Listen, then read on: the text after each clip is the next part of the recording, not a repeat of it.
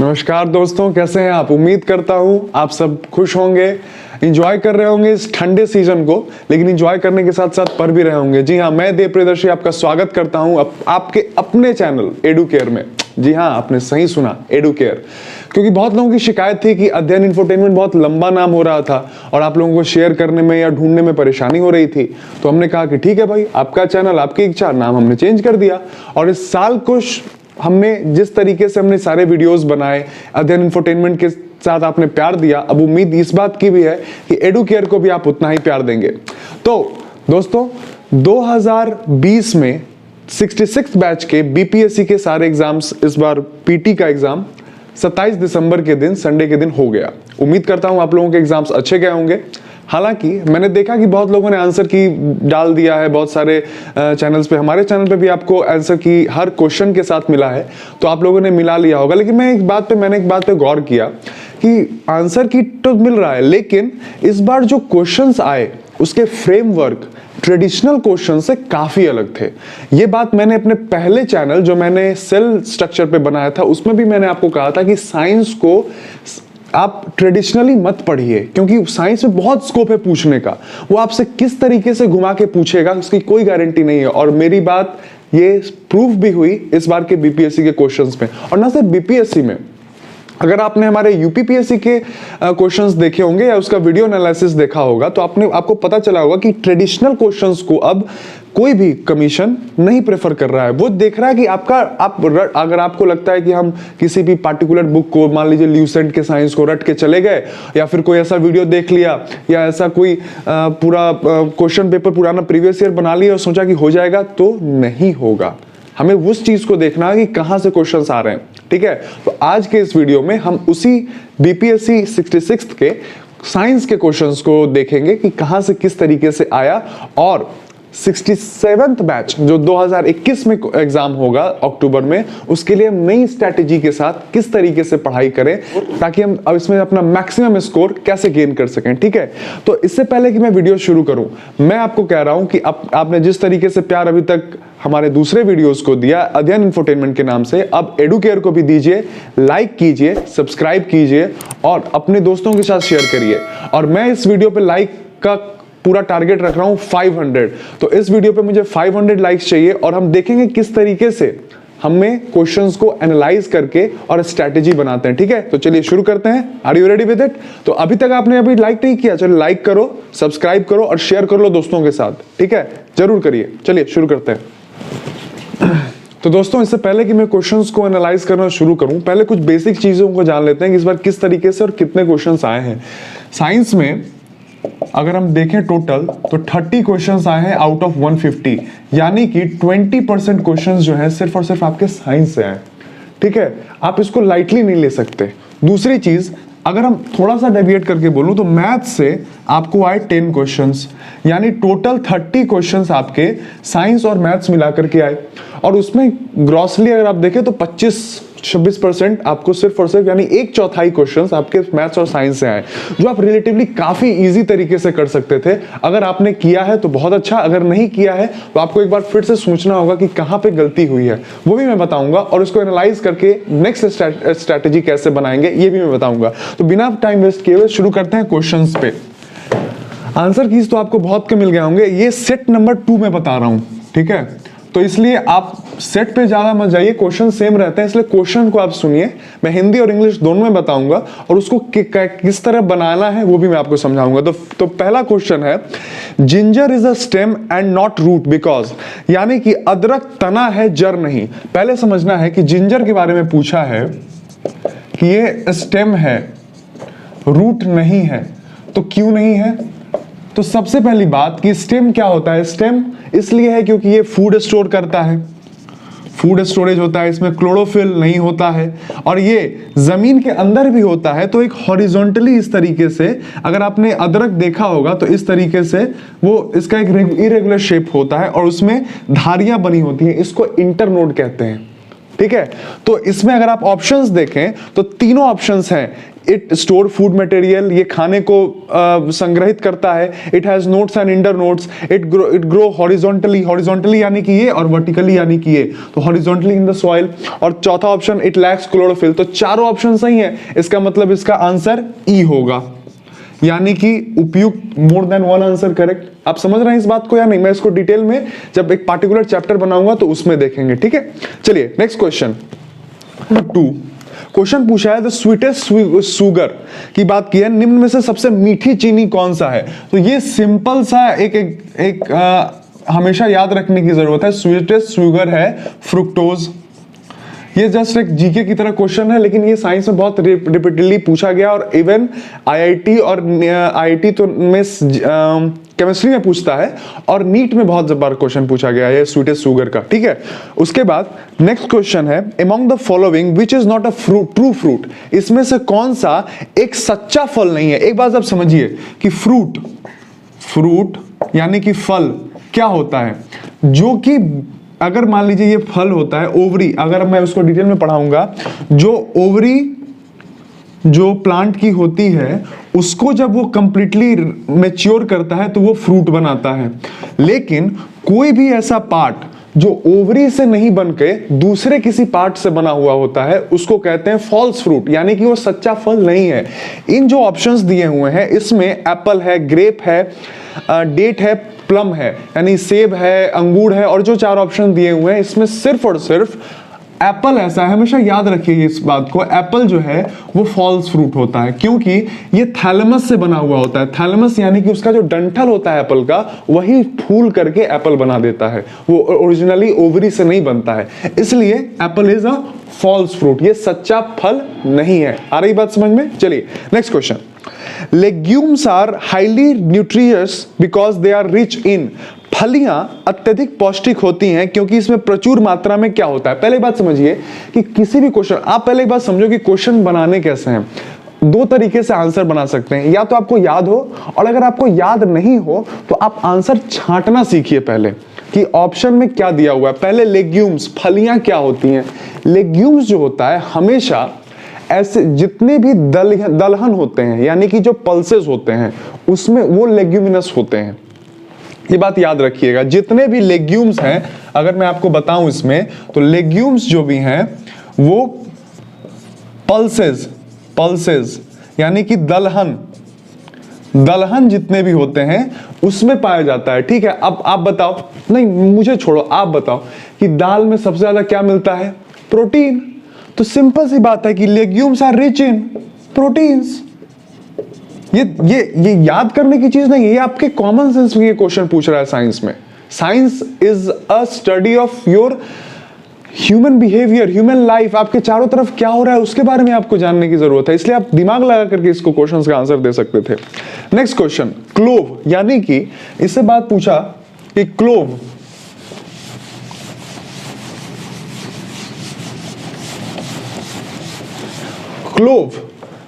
यानी कि लौंग क्या है? आप छोड़ो कि आपको याद नहीं है, 2 मिनट के, अगर किसी भी व्यक्ति ने लौंग देखा होगा तो वो ऐसा इस तरीके का स्ट्रक्चर होता है लौंग में। ये कैसा दिख रहा है आपको? फ्लावर बर्ड की तरह नहीं देख रहे हैं आप कभी देखे हैं एक छोटा सा ओरहुल की कली नहीं दिख रही है आपको? उसी तरह का स्ट्रक्चर है ना, यहाँ पे उसके छोटी छोटी पंखुड़ियां और बीच में जो एक निकला हुआ उसका स्ट्रक्चर होता है किसी भी फूल की कली में। तो ये फ्लावर बर्ड है, फूल की कली। ऑप्शन में आपको यहाँ पे दिया हुआ है कि फूल की कली। आप अगर किसी को लौंग किसी ने देखा है तो आराम से मार सकता था, इसका ऑप्शन सी होगा। सिंपल सी बात है। आप कोई ज्यादा क्वेश्चन बहुत ज्यादा ट्रेडिशनल नहीं पूछा है, लेकिन आपको टेस्ट कर रहा है कि आप कहां तक सोच सकते हो। आप बीपीएससी एग्जामिनेशन दे रहे हो, you are not going to give exam for your pre elementary examination. आप किसी 10th के नीचे के एग्जाम नहीं दे रहे हो, आप बीपीएससी का एक सरकारी सेवा में आप अच्छे पद पे जाने के लिए एग्जाम दे रहे हो। तो आपकी उस तरह की सोच बढ़ानी पड़ेगी, और वो बढ़ता है स्ट्रैटेजी से। किस तरीके से आप पढ़ रहे हैं, क्या पढ़ रहे हैं, हंसी मजाक में आप पढ़ रहे हैं और कुछ लंप लिफाफ पढ़ रहे हैं, उससे नहीं होगा। वो आपको एक अच्छे प्रशासक के रूप में आपको वो चयनित करने वाला है, आपको एक अच्छे काम के लिए आपको चयनित करने वाला है। वो आपको इसी तरीके से चुनेगा क्योंकि आप किस तरीके से सोच सकते हैं। एट द प्रेजेंट टाइम आप कैसे सोच सकते हैं। खैर, next question, the radiation used in treatment of muscle एक। ये क्वेश्चन मैंने देखा तो मुझे बहुत खुशी हुई। क्यों?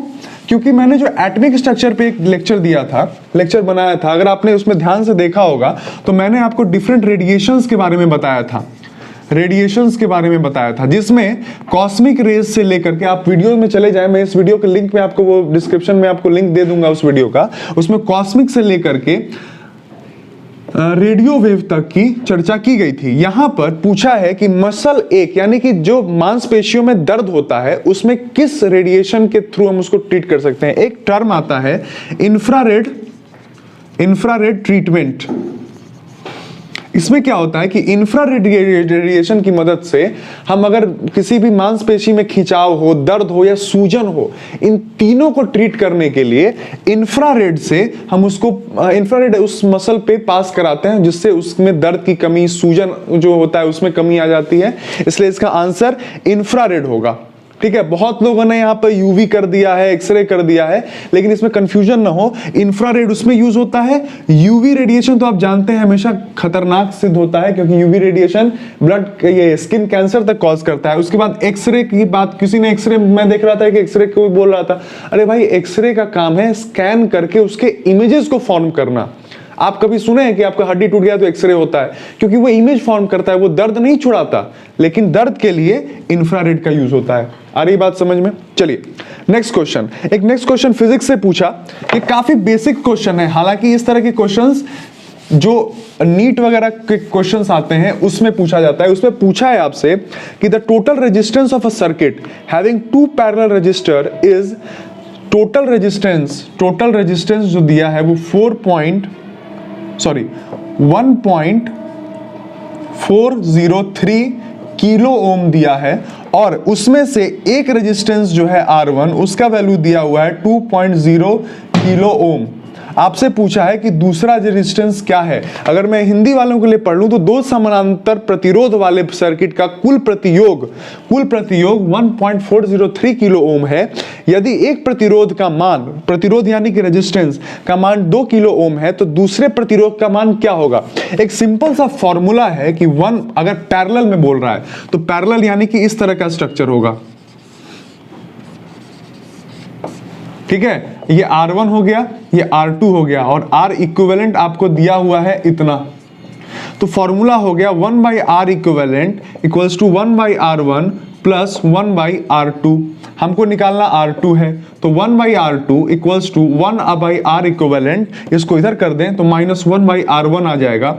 1/R2 equals to R equivalent, अगर ये आप लिख दें, यहाँ पे डाटा पुट करो और आंसर, अगर डेटा पुट करते हैं तो सीधा आपका आंसर यहां पर अप्रॉक्सीमेटली 4.70 किलो ओम के बराबर होगा। मैं सॉल्व नहीं करना चाहता क्योंकि कैलकुलेशन करने से कोई अभी टाइम देने से है नहीं, लेकिन मैं आपको एक फॉर्मूला बताता हूं, इसी में एक और एनालिसिस दे देता हूं, अगले साल के लिए हिंट कर सकता हूं। अगर मान लीजिए इस बार पैरेलल पूछा है, अगले बार आपको सीरीज दे दे तो कुछ नहीं है। अगर पैरेलल में 1/R इक्विवेलेंट कर रहे हैं तो सीरीज जब होगा तो उसके लिए R इक्विवेलेंट का फॉर्मूला हो जाता है R1 प्लस R2, सिंपल।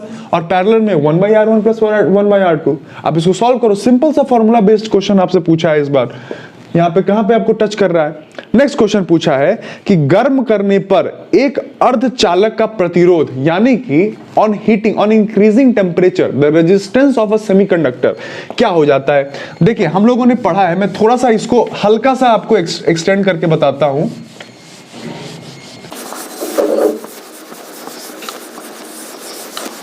इसने पूछा सेमीकंडक्टर 3 तरह के होते हैं, एक हमने पढ़ा है कंडक्टर, एक होता है इंसुलेटर। कंडक्टर यानी कि जो कंडक्शन ज्यादा बढ़िया से कर सके, जैसे कि कोई कॉपर, एल्युमिनियम, रॉड, आयरन, जो कंडक्ट इजीली कर सके। और इंसुलेटर जैसे प्लास्टिक, ये वुडन चीज, ये इंसुलेट करता है। उसी के बीच में एक आता है सेमीकंडक्टर। सेमी यानी कि ना वो पूरी तरह से कंडक्टर है, ना पूरी तरीके से वो इंसुलेटर है। इस पे मैं एक बड़ा वीडियो बनाऊंगा, क्योंकि जब इससे क्वेश्चन पूछने लगा है तो इस पे एक डिटेल एनालिसिस होगी। फिलहाल इसमें पूछा कि टेम्परेचर बढ़ाने पर इसका रेजिस्टेंस क्या होता है। तो आप इस बार सेमीकंडक्टर में एक बात याद रखिए, सेमीकंडक्टर में इसमें डिटेल में बताऊंगा आपको कि जब टेम्परेचर बढ़ाते हैं तो रेजिस्टेंस घट जाता है। ठीक है, मैं आपको फिर से याद दिला रहा हूं, temperature inversely proportional to the resistance. अगर टेम्परेचर को हम बढ़ा रहे हैं तो रेजिस्टेंस घट जाएगा। अगर नेक्स्ट ईयर अगर पूछ दे कि टेम्परेचर घटा रहे हैं तो रेजिस्टेंस बढ़ जाएगा।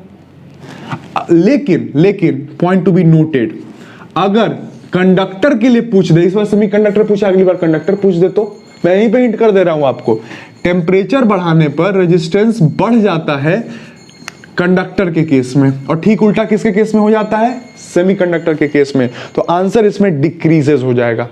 आ रही बात समझ में? चलिए नेक्स्ट क्वेश्चन। नेक्स्ट क्वेश्चन आपसे पूछा कि फैराडे कांस्टेंट क्या होता है? फैराडे कांस्टेंट, ये माइकल फैराडे के नाम पे कांस्टेंट आया जिसका वैल्यू होता है 96 अप्रोक्सीमेटली 96500। ठीक है, तो ये यूनिवर्सल कांस्टेंट है। यहाँ पे वैल्यू अगर अगली बार पूछ दे तो आप ध्यान रखिएगा, हम इस पे कुछ एक वीडियो एक्सटेंड बनाएंगे। तो Faraday constant depend upon the amount of electrolyte, depend upon the current pass through electrolyte, गलत, depend upon the volume of the solvent, और ये जब कांस्टेंट है तो एक यूनिवर्सल कांस्टेंट हुआ, तो ऑप्शन नंबर सी। ठीक है, next, light year is a unit of, ये तो मैं जब बचपन में ये टीचर मुझे ट्रिक करने के लिए क्वेश्चन पूछते थे कि लाइट ईयर किस चीज का यूनिट है? लाइट ईयर, तो सिंपल सा आंसर है डिस्टेंस का। इस बार आपको एकदम सिंपल क्वेश्चन पूछ करके फंसाने की कोशिश की है। मुझे नहीं लगता कि आप लोगों में से कोई लोग इसमें फंसे होंगे इसके ट्रिक में, लेकिन ये बहुत ही सिंपल क्वेश्चन पूछा। Next question, which of the following does not change when light travel from one medium to another? ये क्वेश्चन एक लाइट से उसने पूछ दिया है, काफी आसानी से बनने वाला क्वेश्चन है। कह रहा है कि एक मीडियम, मान लीजिए ये लाइटर मीडियम है, ये डेंसर मीडियम है, इस मीडियम से इस मीडियम में अगर लाइट जा रही है तो क्या चीज चेंज नहीं करता है? मैं जब लाइट की प्रॉपर्टी बताऊंगा तो उसमें एक बहुत इंपॉर्टेंट आ जाता है कि इसमें फ्रीक्वेंसी सेम रह जाता है, वेवलेंथ, इसको लैम्डा से डिनोट करते हैं, वेवलेंथ, म्यू, रिफ्रैक्टिव इंडेक्स या फिर स्पीड, तीनों चीज चेंज कर जाती है, सिर्फ और सिर्फ फ्रीक्वेंसी सेम रह जाता है। बिल्कुल ठीक है, ये त्रिवेदी की तरह है ये, जब ये हमेशा रहेगा, ठीक है, सेम। चलिए next, the velocity of electromagnetic wave. देखिए इलेक्ट्रोमैग्नेटिक वेव क्या होता है कि जिस वेव को किसी भी मीडियम के थ्रू, मीडियम नहीं चाहिए पास करने के लिए, जैसे साउंड, मैं आपको कुछ बोल रहा हूं, यहाँ पे एयर है इसलिए मैं बोल पा रहा हूं, लेकिन अगर एयर नहीं रहता, मीडियम नहीं रहता, तो नहीं आप मेरी बात सुन पाते। उसी तरीके से इलेक्ट्रोमैग्नेटिक वेव्स को लाइट की तरह हम ट्रीट करते हैं, और लाइट का स्पीड हम सभी को याद है 3 × 10⁸ मीटर पर सेकेंड। यह आंसर पहला हो जाएगा, सिंपल, कोई इसमें कंफ्यूजन नहीं। Next question, The breath test conducted by police to check drunken driver has which one of the following on the filter paper? देखिए दारू पीने के बाद आपने कभी कभी देखा होगा कि बिहार में तो शराबबंदी है, तो चेक करने के लिए हाईवेज पे एक माउथ ब्रीथ एनालाइजर कहते हैं उसको, उसके आपके मुंह में डालेगा और बोलेगा उसमें फूंक मारो। वो फूंक मारिएगा तो उसमें पीला, ये व्हाइट कलर का उसका फिल्टर पेपर होता है जो येलो हो जाता है। तो ये एक सिंपल जीके का क्वेश्चन था जिसको इसमें, लेकिन जीके नहीं, साइंस में इसलिए कह रहा हूं क्योंकि ये एक, बिहार में शराबबंदी है तो इसको यूज किया जाता है अक्सर, हालांकि रेगुलरली यूज नहीं किया जाता, लेकिन हाईवेज पे इसको यूज किया जाता है। इसका आंसर है potassium dichromate sulphuric acid. Potassium dichromate plus sulphuric acid का बना हुआ इसका फिल्टर पेपर होता है। और इसमें जब इसका अगर आपके मुंह में अल्कोहल कंटेंट यानी इथाइल अल्कोहल का कंटेंट है तो वो उससे रिएक्ट करके ये अपना कलर चेंज कर देता है। इथाइल अल्कोहल हमारे सांस में अगर होगा तो वो उसमें चेंज कर देता है, ठीक है। इसी वजह से इसका यूज हम लोग करते हैं एज अ फिल्टर पेपर, हम नहीं, पुलिस वाले यूज करते हैं as a filter paper for alcohol. Next, glucose is converted into ethyl alcohol by enzyme. अब देखिए यहां पे 4 एंजाइम का नाम दिए हुए हैं। ग्लूकोज को चेंज कर रहा है खैर नेक्स्ट क्वेश्चन पूछा है, glucose is converted by two ethyl alcohol. Glucose को मैं सिंबॉलिक लिख रहा हूं, ग्लूकोज इथाइल अल्कोहल में किससे चेंज होता है? अब आप इसमें 4 ऑप्शन दिया है, माल्टेज, दूसरा ऑप्शन है इन्वर्टेज, तीसरा ऑप्शन है जाइमेज और चौथा ऑप्शन है डाई एस्टेज। अब आपको ये क्वेश्चन केमिस्ट्री का भी है और बायोलॉजी का भी है। माल्टेज यहाँ पे एंजाइम है जिसका काम होता है डाइसैकेराइड को सिंपल शुगर में कन्वर्ट करना, यानी ग्लूकोज में कन्वर्ट करना, तो ये कट गया। इन्वर्टेज का काम है सुक्रोज को फ्रुक्टोज और ग्लूकोज में चेंज करना, ये भी कट गया। जाइमेज का ही काम है ग्लूकोज को इथाइल अल्कोहल में चेंज करना, तो ऑप्शन नंबर सी सही होगा। ठीक है, मैं आपको 2 अलग अलग का भी फंक्शन बता रहा हूं, हालांकि इस पर डिटेल में बात करूंगा। खैर नेक्स्ट क्वेश्चन है, lime water is turn milky why. ये बहुत सिंपल और बहुत बार पूछे जाने वाला क्वेश्चन है। मैं इसका आपको पूरा रिएक्शन लिख देता हूं क्योंकि इसने यहां पे टच कर दिया है, तो हो सकता है नेक्स्ट इसमें क्वेश्चन आए। इसमें पूछा है लाइम वाटर व्हाइट क्यों हो जाता है, तो एक रिएक्शन आप देख लो, बहुत इंपॉर्टेंट रिएक्शन है, आप नोट कर सकते हो, स्क्रीनशॉट ले सकते हो। CaO प्लस H2O, इसको कहते हैं क्विक लाइम। कैल्शियम ऑक्साइड, इसमें वाटर से रिएक्ट कराए तो CaOH होल 2 बनाया, ठीक है, इसको कहते हैं लाइम वाटर।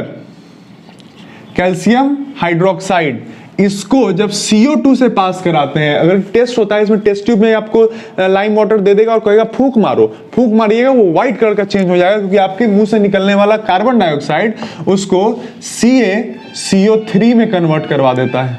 आ रहा है बात समझ में? तो lime water turn white colour due to presence of CO2। मैंने देखा है बहुत लोग आंसर से बता रहे हैं, आपको बता नहीं रहे क्यों हो रहा है, क्योंकि अगर आपसे अगली बार ये रिएक्शन पूछ दे तो क्या करिएगा। तो हर चीज को आपको समझने की जरूरत है, ये मैं बार बार रिपीट कर रहा हूं। साइंस को इजी है बट इतना भी नहीं कि उसको आप इजी टू को छोड़ दें, ट्रेडिशनल क्वेश्चंस नहीं आ रहे हैं। खैर नेक्स्ट क्वेश्चन,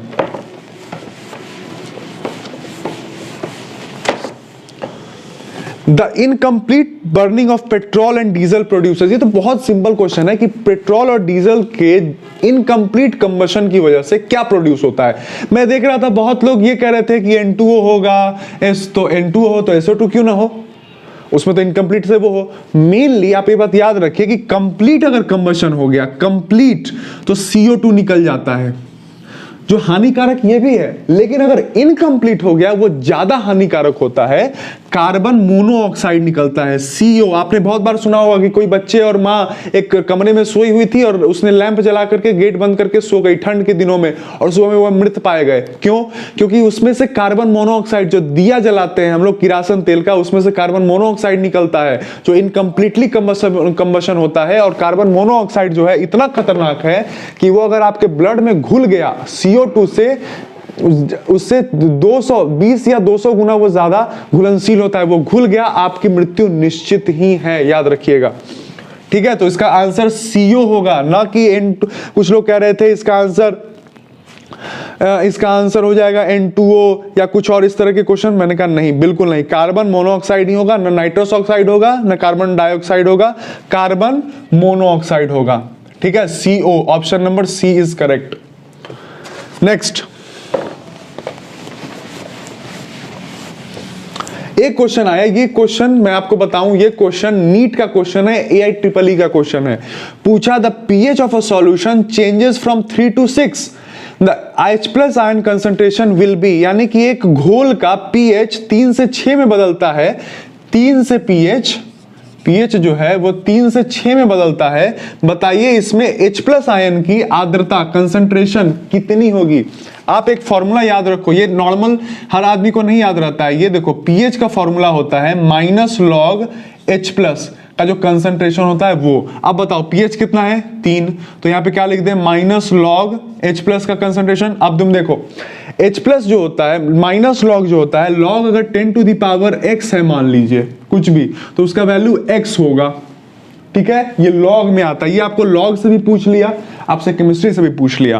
तो log जो होता है, log में अगर log 10 to the power x है तो उसका वैल्यू x होगा। तो यहाँ पे 3 लाने के लिए हम क्या लिख दें, 10 to the power -3 लिखेंगे तो -3 आएगा और ये माइनस माइनस प्लस बना देगा। सिमिलरली वो बना जा रहा है 6 में, तो माइनस लॉग यहां पे क्या लिख दे हम 10 टू द पावर -6। अब बताओ ये H प्लस का कंसंट्रेशन 10 टू द पावर -6 से -3 से 10 टू द पावर -6 हो गया। ये बढ़ रहा है कि घट रहा है? ये कंफ्यूज बहुत लोगों में होता है। 10 टू द पावर -3 बड़ा है 10 टू द पावर -6 से, ये बात ध्यान रखिएगा। जब ये बड़ा है और कितना से बड़ा 10 टू द पावर 3 से। अब इसको अगर डिवाइड करके देख लो -3 तो ये ऊपर +3 हो जाएगा 10 टू द पावर -3, यानी कि ये इससे 10 टू द पावर 3 टाइम्स यानी 1000 गुना डिक्रीज कर गया, क्योंकि 10 टू द पावर -3 बड़ा है इससे। अब आती रही बात समझ में? ये बहुत लोग का गलती हुआ है, मैं जान रहा हूं। Answer is decrease by 1000 time, option number सी।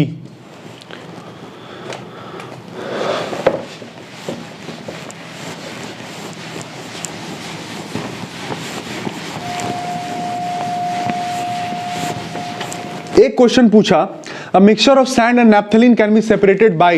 रेत और नैप्थलीन के मिश्रण को किस तरह अलग किया जाएगा? आपको याद होगा केमिस्ट्री में 9-10 में क्वेश्चन आता था। 9-10 में ज्यादा आगे कह रहा हूं, हो सकता है 6-7 या 8 में, कि आपको बालू और उसमें आपको छर्रे यानी लोहे के छर्रे डाल दिए, उसको कैसे आप सेपरेट करोगे? तो कहते थे कि मैग्नेट लगाएंगे, छर्रे उसमें से खींच लेगा, तो बालू अलग वो अलग। तो इसी में इस बार आपसे पूछा है सैंड प्लस नैप्थलीन।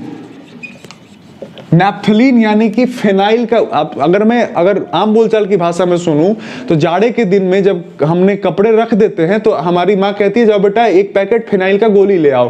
वो एक्चुअली नैप्थलीन बॉल्स होता है। अगर आप उसके पॉकेट पे पढ़े तो वो व्हाइट कलर की गोल गोल छोटी छोटी बॉल्स होती हैं, उसको नैप्थलीन कहते हैं। अगर उसको रख दीजिए तो वो पिघलता नहीं है, वो सीधे इवेपोरेट कर जाता है। उस प्रोसेस को कहते हैं सब्लिमेशन। यही प्रोसेस सब्लिमेशन क्या होता है? सॉलिड अगर डायरेक्टली कन्वर्ट हो जाता है गैस में, या फिर वेपर भी इसको कह सकते हैं, इस प्रोसेस को कहते हैं सब्लिमेशन। दो एग्जांपल बहुत अच्छा घरेलू में, एक नैप्थलीन बॉल का और दूसरा कपूर। कपूर आपने कभी देखा होगा, जाकर के आज एक्सपेरिमेंट करके देख लो। कपूर के डिब्बा को रात भर खुला हुआ छोड़ दो, सुबह में एक कपूर नहीं मिलेगा। फिर मार खाने की गारंटी मैंने देता हूं मम्मी से, क्योंकि आपने छेड़छाड़ किया है, लेकिन एक्सपेरिमेंट है भाई। मम्मी का कहना मम्मी मैं एक्सपेरिमेंट कर रहा था। तो नैप्थलीन और कपूर जो हम लोग घर में यूज करते हैं, दोनों का सब्लिमेशन के कारण वो गैस और वेपर में चेंज हो जाता है। अब बताओ सैंड और नैप्थलीन बॉल एक साथ रख देंगे, आप खुद सोचो। अगर किसी को सब्लिमेशन का प्रोसेस नहीं मालूम है तो वो क्वेश्चन नहीं बना सकता था। उसमें हम सैंड और नैप्थलीन बॉल्स को रख दिए, छोड़ दिए बाहर। सैंड तो वहीं का वहीं पर रहेगा, नैप्थलीन बॉल उड़ जाएगा, सेपरेट हो गया, फिर उसको बात खत्म। ये सिंपल सा एग्जाम्पल है। तो ऑप्शन नंबर इसका है ऊर्ध्वपातन सब्लिमेशन, ठीक है, option number A. Next question, ये क्वेश्चन पूछा number of sigma and pi bond in benzene. अब जिस व्यक्ति को अगर सिर्फ बेंजीन का फॉर्मूला मालूम है, स्ट्रक्चर नहीं मालूम है, वो आदमी कभी नहीं बना सकता ये क्वेश्चन। आप देखो बेंजीन का फॉर्मूला होता है C6H6। स्ट्रक्चर बहुत इंपॉर्टेंट होता है। ये हुआ आपको बेंजीन का स्ट्रक्चर। अब देखो ये जो पॉइंट होते हैं इसको हम लोग कार्बन से डिनोट करते हैं, ये बात आपको मालूम होगी।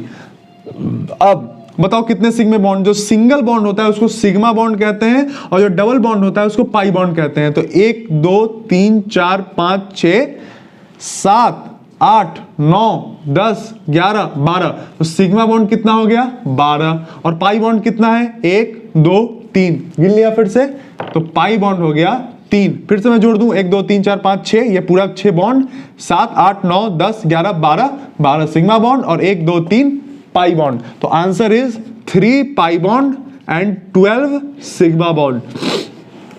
Option number C is correct. आ रहा है बात समझ में? चलिए next question.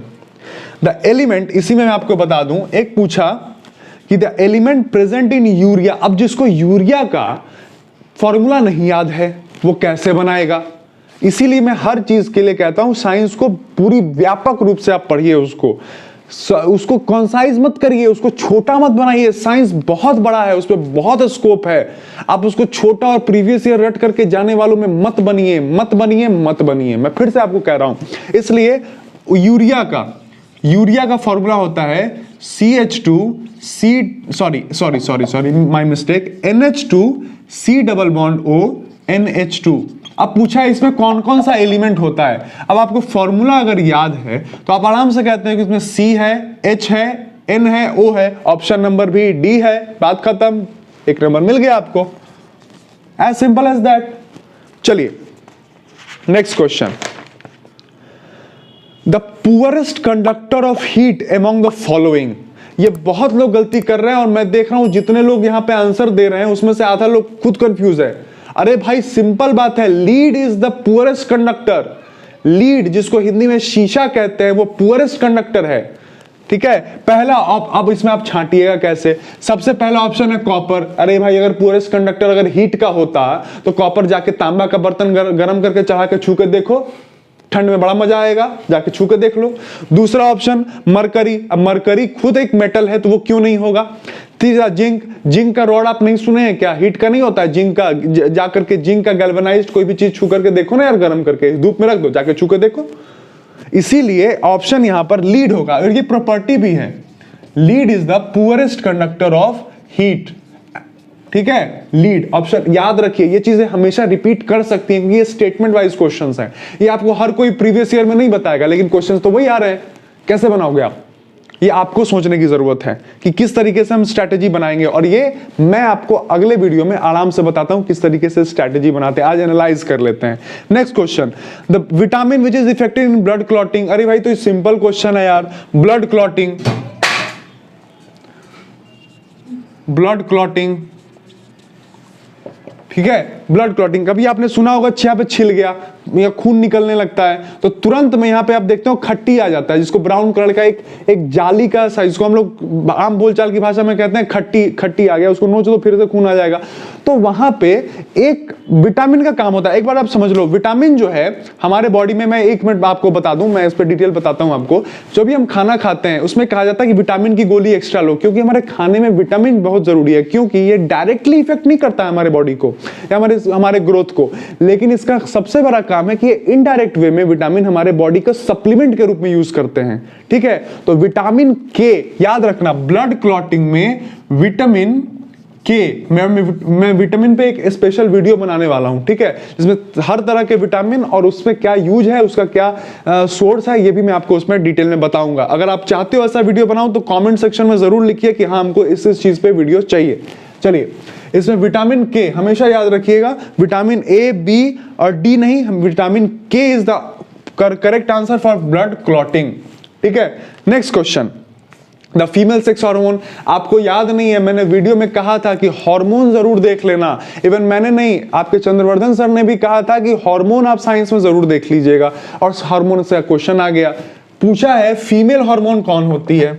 Female hormone, female ये होता है ईस्ट्रोजन, एंड्रोजन मेल हार्मोन होता है और ईस्ट्रोजन होता है फीमेल हार्मोन। ऑप्शन छांट लो यार। एंड इंसुलिन, इंसुलिन तो हर किसी में प्रेजेंट होता है, इंसुलिन की कमी की वजह से डायबिटीज हो जाता है। ऑक्सीटोसिन एक महिला में प्रेजेंट, ऑक्सीटोसिन का दूसरा फंक्शन भी है, और एंड्रोजन मेल में प्रेजेंट होता है, और estrogen is the primary, it is the primary female sex hormone. ठीक है, अब आ रही बात समझ में। मैं एक हार्मोन पे भी अगर आप चाहते हैं कि एक स्पेशल वीडियो बना दूं तो आप एक कमेंट सेक्शन में लिखिए कि हाँ एक वीडियो बनाएं। Next, the Nobel prize for the developing treatment of Parkinson disease was given to, see this is very, it's a tricky question, it's not a completely science question, it is a question of GK. इसका answer है Arvid Carlsson is the answer, answer number A. इनको मिला था Parkinson disease के लिए Nobel prize.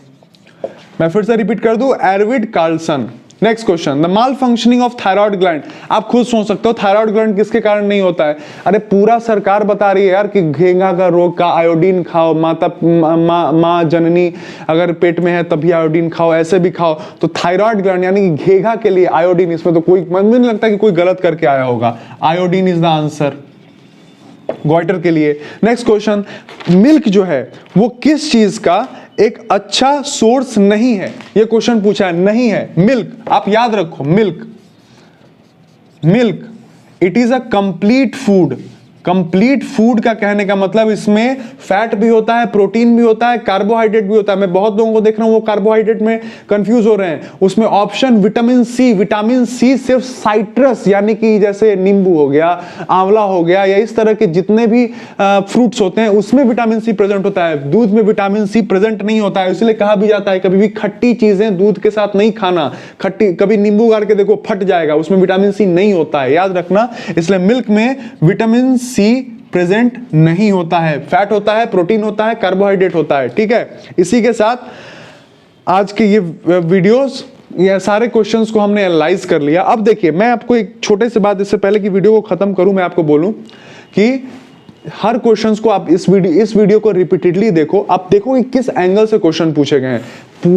पूरे science से, physics, chemistry, biology के हर एंगल से क्वेश्चन छांट करके, स्पेशली ट्रेडिशन को तोड़ करके क्वेश्चन पूछे गए हैं। आपको डिसाइड करना है कि आप किस तरीके से इसको डील करोगे। हम नेक्स्ट वीडियो में इस पे बात करेंगे। इस वीडियो को ज्यादा नहीं बड़ा करते हुए मैं यहीं पे समाप्त करूंगा। आपने क्वेश्चंस देखे, उसके सॉल्यूशंस देखे, उसके एनालिसिस देखे, जाके अच्छे से देखिए, समझिए, लाइक कीजिए, शेयर कीजिए और कमेंट सेक्शन में बताइए कि आपको इन पार्टिकुलर टॉपिक्स में से कोई पार्टिकुलर ऐसा टॉपिक है जिसपे आपको स्पेशल वीडियोस चाहिए। आगे तो वीडियोस आएंगे ही। आपको कैसा लगा ये वीडियो जरूर बताइए, क्या कमियां हैं वो भी बताइए और अपने दोस्तों के साथ जरूर शेयर करिए।